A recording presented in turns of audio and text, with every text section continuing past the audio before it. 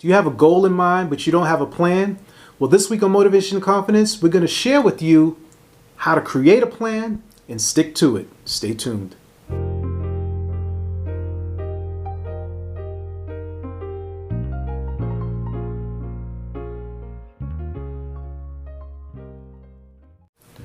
All right, everybody worldwide, you're now tuned into Motivation and Confidence, where we help you do your daily best. Now I'm your host, Tom Danger.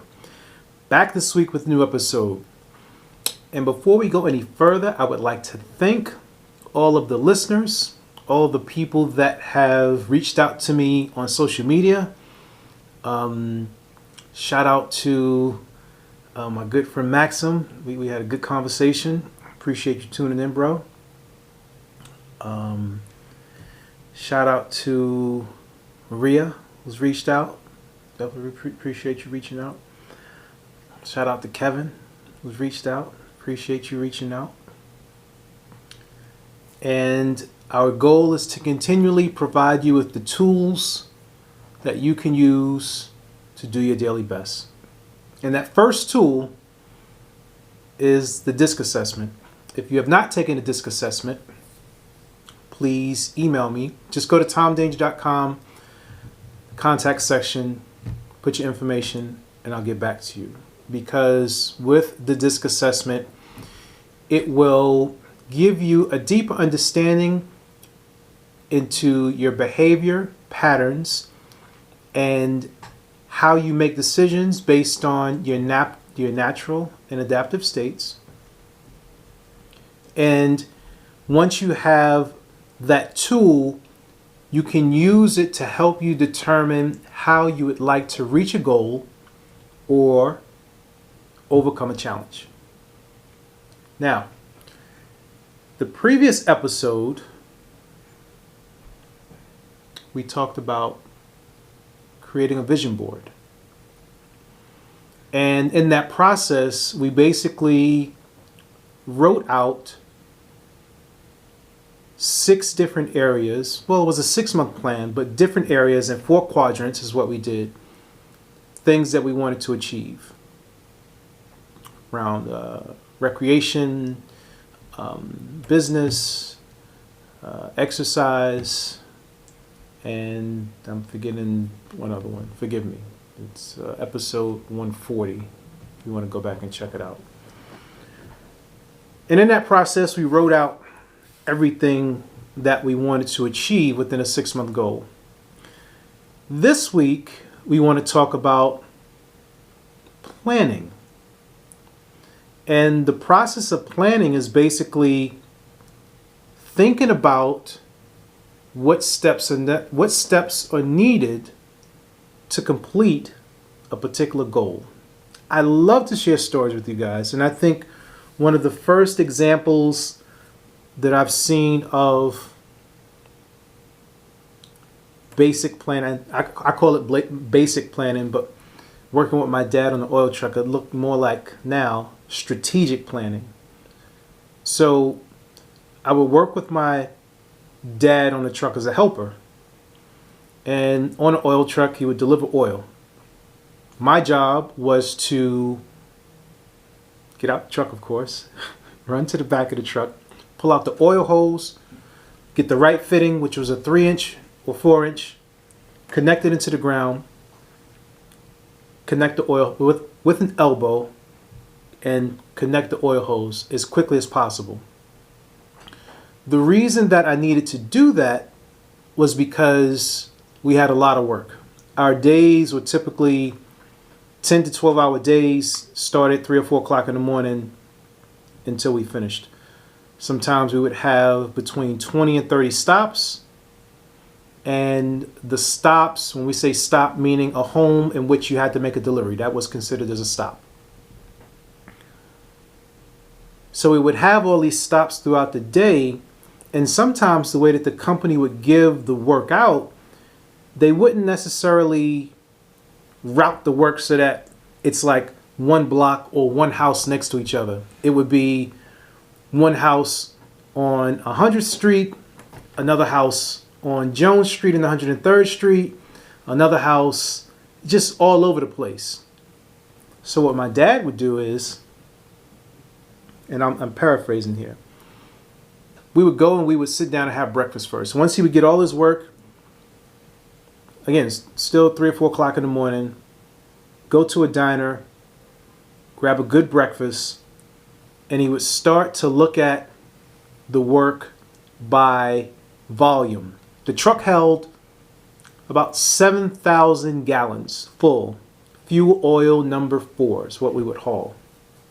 The average delivery was about between 3,000 and 4,000 gallons. So you could see already that on average you could only get 2 stops out of a load of oil.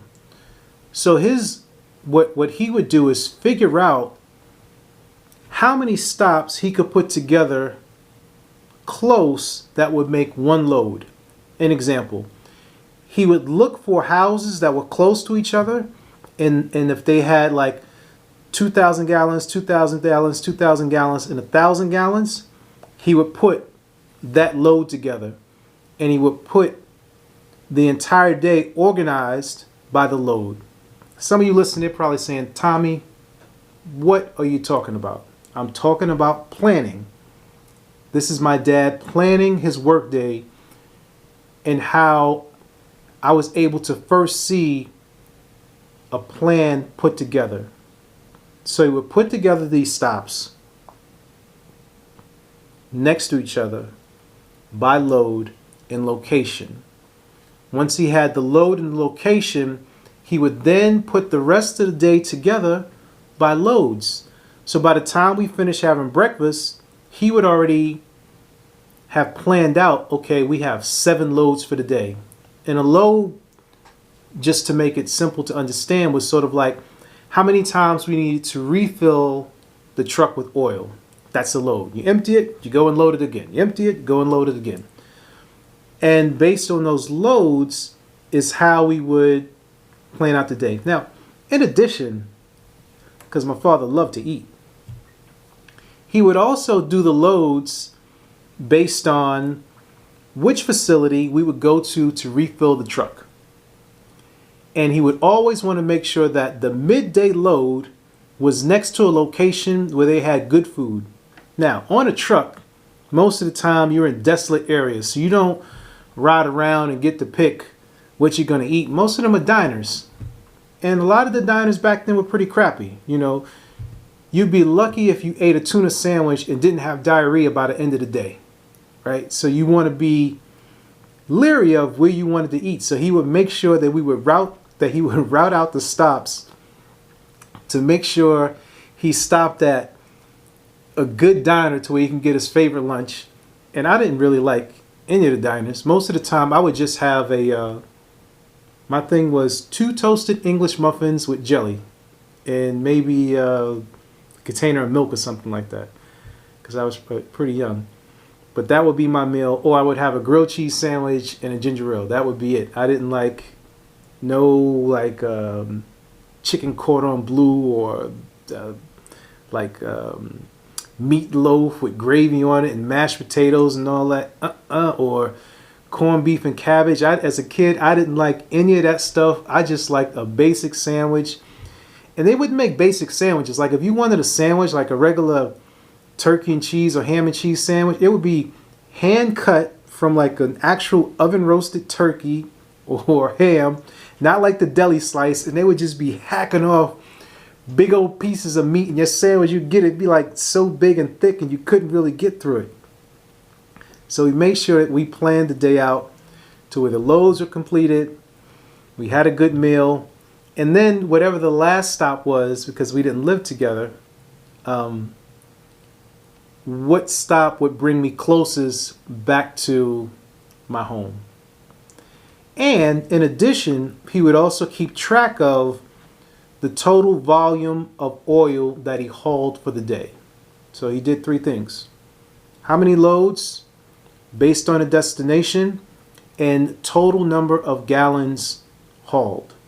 He was a math wizard, but in a very logical sense. We're not talking calculus or algebra. We're saying basic math, addition, division, multiplication. Like, not all math isn't basic like that, but I'm saying it wasn't complex math.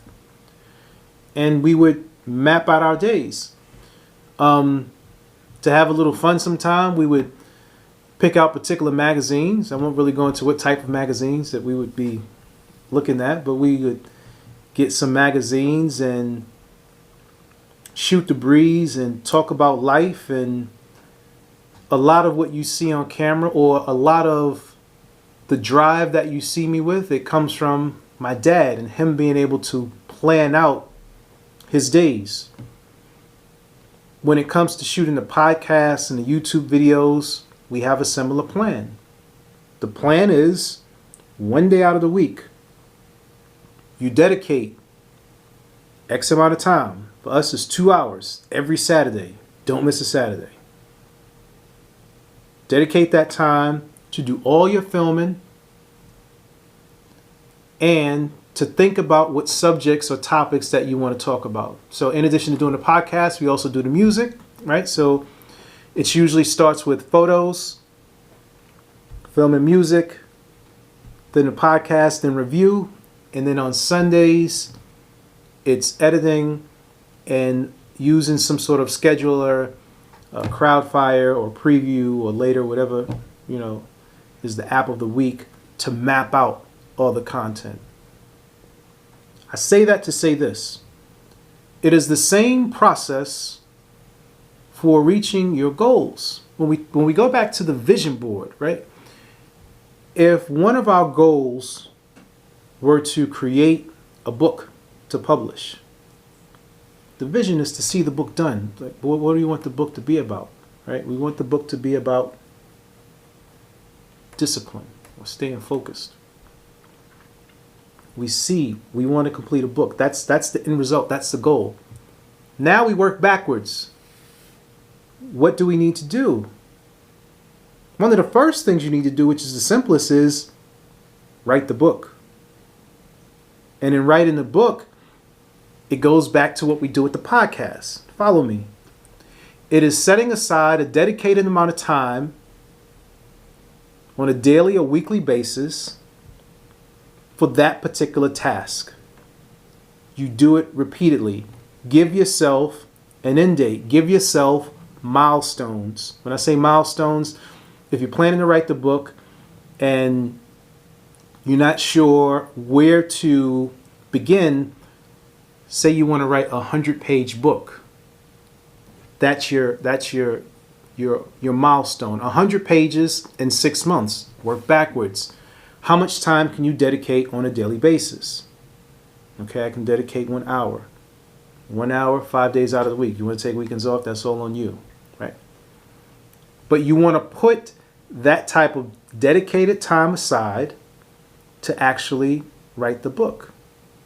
And you have to do it. Once you create that schedule, you have to stick to it.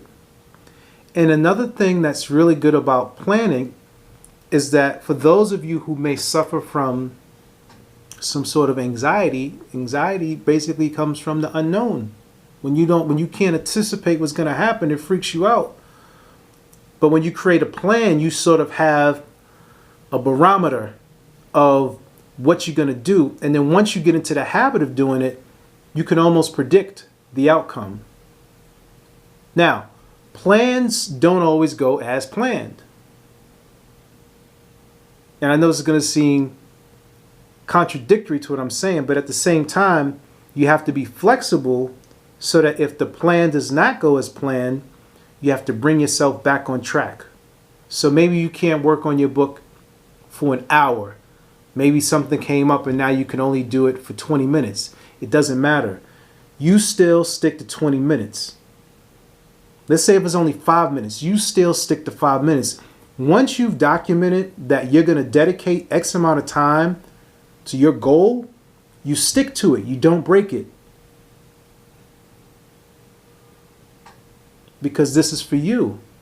And if you really want to achieve your goal that we put on the vision board, you stick to the plan.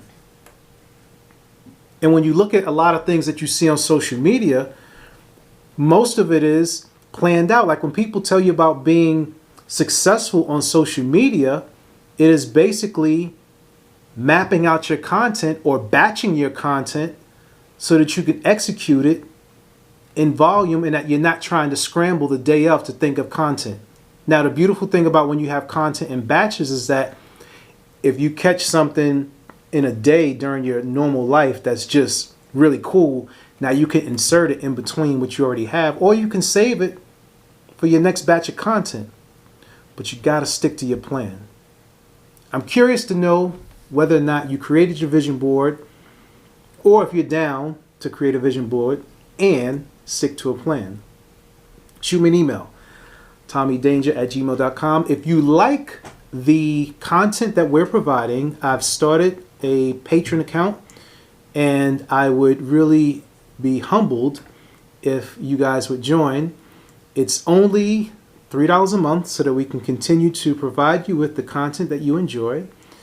Cancel at any time, and you'll be able to listen to the podcast before it drops, which is usually on Tuesdays, and you'll also be able to see the actual videos before it's published on YouTube, as well as get the transcription if you don't really want to listen to my voice or watch me on video because you think I'm ugly. That's fine too.